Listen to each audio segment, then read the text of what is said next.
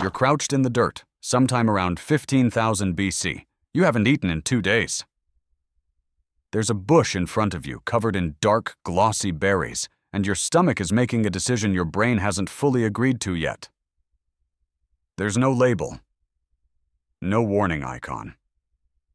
No older sibling to ask, "Wait, didn't Cousin Grook eat those and never come back?" There's no group of experts you can consult, no book to flip through, no way to pause and think this over for a week while you gather more information. There's just you, the berries, the gnawing hunger, and about a 50-50 shot at either dinner or dying. This is the story of how humans figured out which plants would kill them.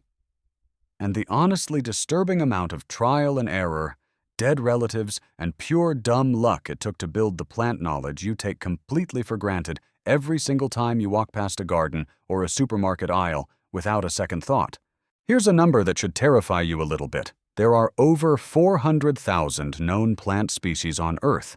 Thousands are toxic enough to kill an adult human. And for the vast majority of human history, there was no field guide, no poison control hotline, no group chat where someone could type, "Hey, does anyone know if this purple one is fine?" Every single dangerous plant on the planet had to be discovered the hard way, by somebody, at some point, actually eating it. We call this trial and error in polite academic language. What it actually means is, humanity's entire understanding of plant toxicity was purchased with bodies. Except, and this is the part that should genuinely blow your mind, evolution didn't leave us completely defenseless. Human tongues are absurdly good at detecting bitterness. Not sweetness, not saltiness, bitterness specifically. Some researchers estimate we can detect certain bitter compounds at concentrations measured in parts per billion, a sensitivity that dwarfs our ability to detect anything else we taste. Why would evolution build such an oddly specific superpower? Because a huge number of toxic plant compounds, alkaloids specifically, taste intensely bitter. Your ancestors weren't guessing when they spat something out in disgust. Their tongue was reading a chemical warning label millions of years in the making, before language, before fire, before anything we'd recognize as human civilization. It's honestly one of the best pieces of hardware evolution ever shipped us. There's just one problem. It doesn't always work. Take water hemlock, widely considered one of the most lethal plants in North America. It has a mild, faintly sweet flavor. It's frequently mistaken for wild carrots or parsnips by people who genuinely know what they're doing. Foragers with real experience have died from this exact mix-up in the modern era, with access to books and the internet and every advantage your ancient ancestors didn't have. So if bitterness alone couldn't save you, and if the safe trial and error method occasionally meant death within hours, how did anyone survive long enough to build up real knowledge? The answer involves watching something that couldn't talk back. Early humans developed a second layer of defense: observation. If deer, birds, or insects safely ate a plant, that was meaningful data, a strong hint, even if not a guarantee, that it might be survivable for a human, too. This wasn't foolproof. Some birds can safely eat berries that would drop a grown man in under an hour because their digestive systems process certain toxins completely differently than ours do. But layered on top of trial and error, watching the animals gave early humans something they desperately needed: a second opinion from a source that had no ego and no reason to lie. Still, even the best observation in the world is worthless if nobody remembers it by next winter. This is where oral tradition becomes one of the most quietly powerful survival technologies humans ever developed. Knowledge about a deadly plant only mattered if it outlived the person who discovered it. So cultures encoded warnings into stories, songs, and taboos. Rules that sound almost superstitious on the surface. That plant belongs to the spirits. Never touch the red-stemmed one by the river. The dark berries are cursed. Here's the thing about wrapping a warning in fear or mythology. It works. A rule that just says, "Don't eat that, it's chemically dangerous," is forgettable. A rule that says, "That plant is cursed and will bring misfortune to your whole family," gets remembered for generations and gets obeyed even by a hungry, curious kid who's never once seen anyone actually die from it. Superstition in this specific context wasn't ignorance. It was a delivery system for data that had to survive being passed mouth to ear, generation after generation, with zero written backup. Let's talk about one plant specifically, because its story is almost too strange to be real. Deadly nightshade. Its berries are sweet, genuinely pleasant tasting, which made it especially dangerous to children. As few as 2 to 5 berries can be lethal to a child. And yet, across Europe, this plant became so deeply woven into folklore that its cultural footprint survives in the name itself. Belladonna. Beautiful woman. A reference to its historical use as a cosmetic. Women used extracts of this genuinely lethal plant to dilate their pupils, because dilated pupils were considered attractive. Let that sit for a second. People were deliberately putting a killer into their eyes for beauty standards. If you think modern beauty trends are questionable, you should know we have historical precedent for genuinely poisoning ourselves for the aesthetic. Some plants forced early humans to figure out something even more sophisticated, that preparation could completely change a plant's danger level. Castor beans contain ricin, one of the deadliest natural toxins known to science, capable of killing an adult in a dose smaller than a grain of salt. And yet castor oil, extracted through a heat processing method humans figured out thousands of years ago, has been used safely across cultures for millennia. Somebody, somewhere, with no lab, no chemistry degree, and almost certainly some fatal experiments along the way, figured out that the exact same plant could be a weapon or a remedy, depending entirely on how you treated it. This idea, that dose and preparation determine poison, not the plant itself, would go on to become one of the foundational principles of modern medicine. As this knowledge deepened, something important happened: specialization. Certain individuals became the designated keepers of plant knowledge in early communities: healers, medicine people, shamans. This wasn't just spiritual status. It was applied science, passed down through careful, high-stakes apprenticeship, because in this field a mistake didn't just fail. It killed. Sometimes it killed the healer along with the patient. Foxglove is a perfect example of why this expertise mattered so much. It's toxic enough to stop a human heart outright. And yet, in a precisely measured amount, it became the basis for digitalis, a heart medication still derived from this exact plant today. The line between poison and medicine was never really about the plant. It was about who you trusted to measure it. Eventually, this knowledge outgrew memory alone.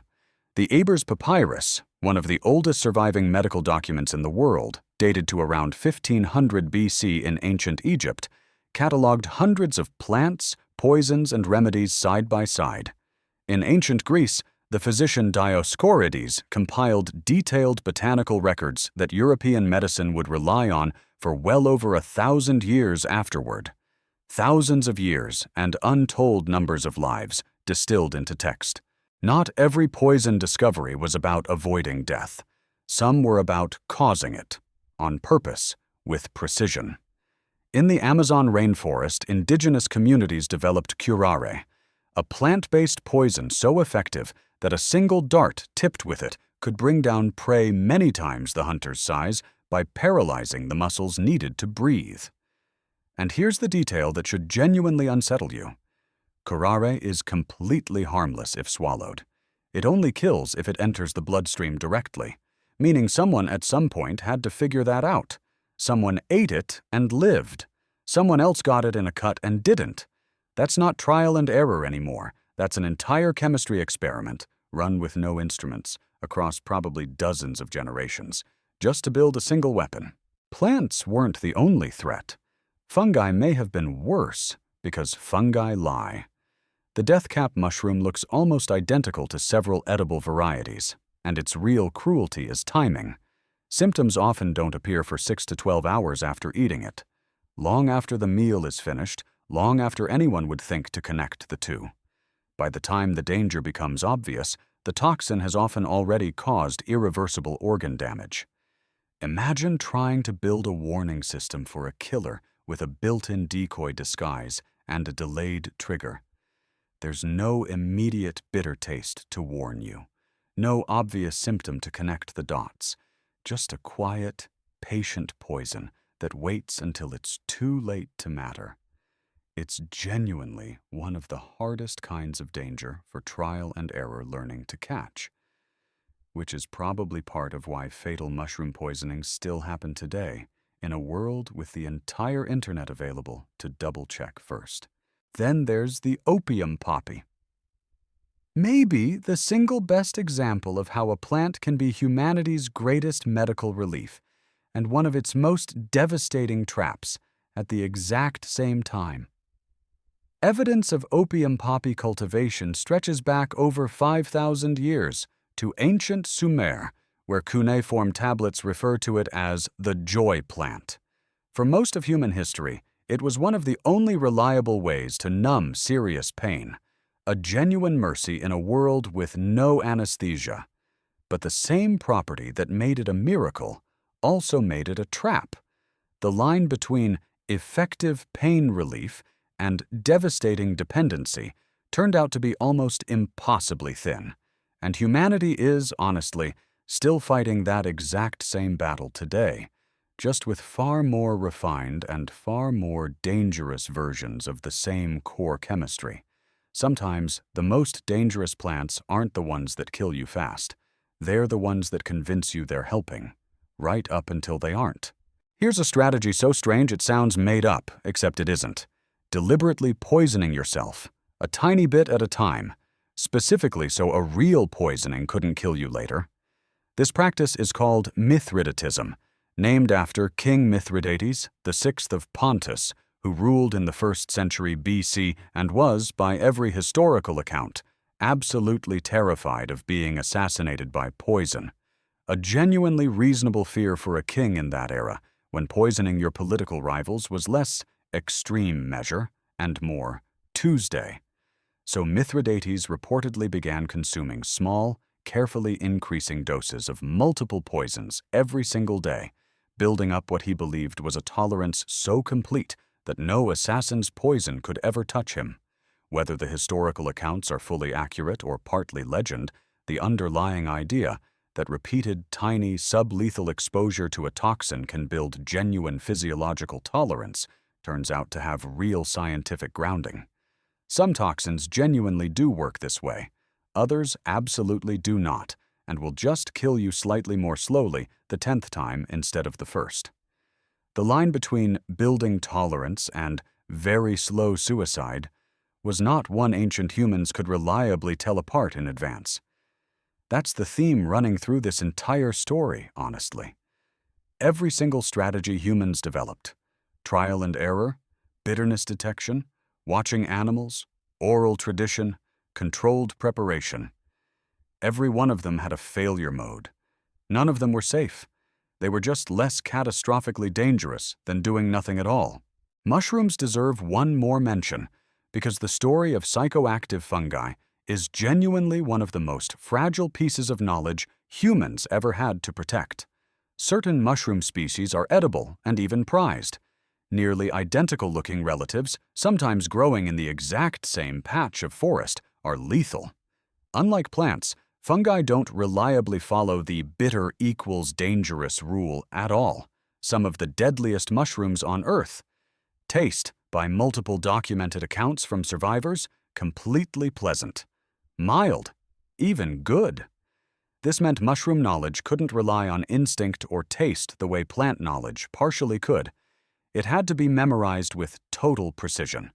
Exact features, exact habitats, exact seasons. And passed down without a single generation losing the thread. In many cultures, this knowledge became so specialized that it was restricted to specific families or roles, essentially professionalized foraging, because the cost of a single mistake wasn't a stomachache. It was a slow, agonizing death, sometimes for an entire family, who shared the same meal. Entire bloodlines of knowledge kept a village fed and alive for generations. And any one bad harvest, any one broken chain of teaching, any one elder who died before passing it on, and that knowledge was just gone. Lost completely, with no book, no backup, and an entire community suddenly exposed to a danger they no longer knew how to navigate. We genuinely don't know how many times that knowledge chain broke throughout history and how many communities paid the price for that loss before rebuilding it from scratch, the hard way, all over again. There's one more piece of this that's genuinely difficult to sit with, so let's just say it plainly. A disproportionate amount of this trial and error knowledge was almost certainly paid for by children. Curiosity doesn't wait for wisdom. A bright-colored berry, a strange-smelling root, a mushroom that looks exactly like the safe one growing 3 feet away. These are exactly the kinds of things a small child is developmentally driven to investigate, taste, and explore, long before they have any capacity to understand risk. Historical and anthropological records, along with modern accident data in places where dangerous plants still grow wild, consistently show children are disproportionately represented in plant and fungal poisonings, precisely because natural curiosity outruns caution. It's genuinely likely that a significant portion of humanity's earliest, hardest-won lessons about which plants would kill you were learned this exact way. Not through a brave adult experimenter, but through devastating accident, repeated across countless families, across thousands of years, until the lesson was finally taboo enough, painful enough, memorable enough to stick. This isn't the triumphant version of this story, but it might be the truest one.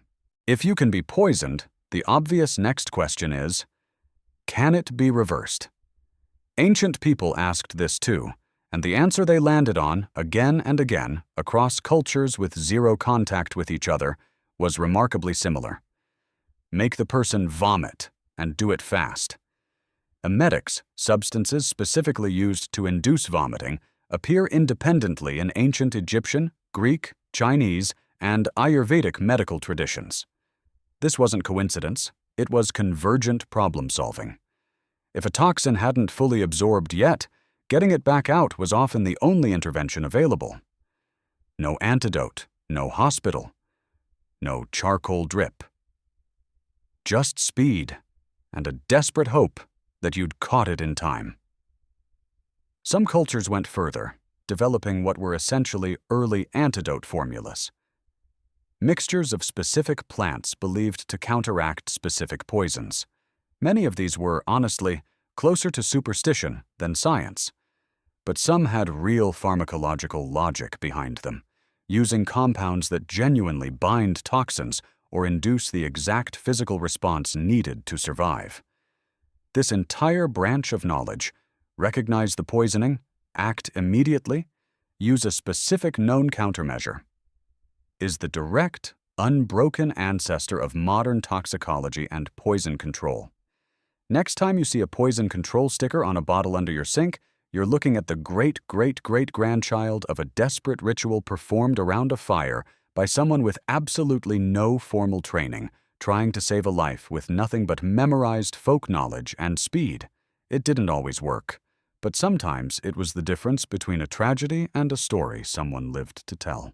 Here's the part of this story that doesn't get told enough. Every single piece of plant knowledge you now take for granted. The instinct not to eat unknown berries, the trust that grocery store vegetables are safe, the basic assumption that food won't kill you, was paid for. Not with money, with people. Every taboo had a name attached to it once. Every "don't touch the red-stemmed plant" rule existed because someone did touch it and didn't survive to tell anyone directly. The knowledge got passed down. The person who paid for it usually didn't get remembered at all. We don't know a single one of their names. We just inherited what they died learning. So back to that crouched figure in the dirt, 15,000 BC, staring down a bush full of unlabeled berries, stomach growling, no one there to ask. We don't know if they ate them, we don't know if they walked away hungry, or if they became one of the thousands of quiet, unrecorded sacrifices that built the plant knowledge every human alive today inherited completely for free, without ever having to earn a single piece of it themselves. But here's what we do know. Every time you walk past a plant without a second thought, trusting instinctively that the vegetables in your kitchen won't hurt you, that the berries at the store are safe, that your dinner isn't going to kill you, you're standing on top of an unbroken chain of trial, error, and loss that stretches back tens of thousands of years through people whose names we will never know and whose faces we will never see. Nobody handed us this knowledge. We paid for every single piece of it, one desperate, uncertain bite at a time. And somewhere, right now, quietly, it's still protecting you.